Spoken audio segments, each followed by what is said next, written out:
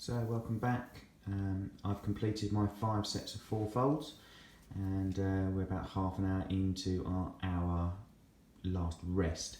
I'm just going to talk to you about the baskets or bowls, whatever you're using. So if you're just using a bowl, then you can just line them with a normal thin tea towel, or if you've got an old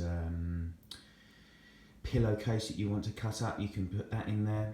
So just need to line it and dust it with some of the flour just so it doesn't stick, okay, and then just have them set aside.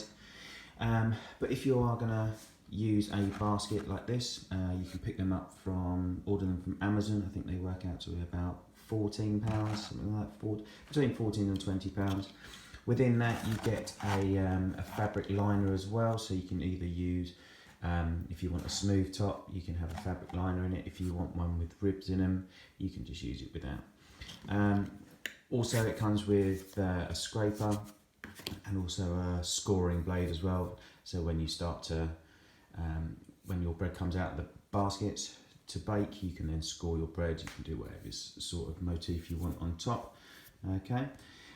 So when you first use your baskets, it's quite easy. You just put your liner in, or just use your basket and just dust the flour on it, just so it gets inside the ribs, but also just so it gives you that kind of gives you a texture on the top as well. When it bakes, you get these lines.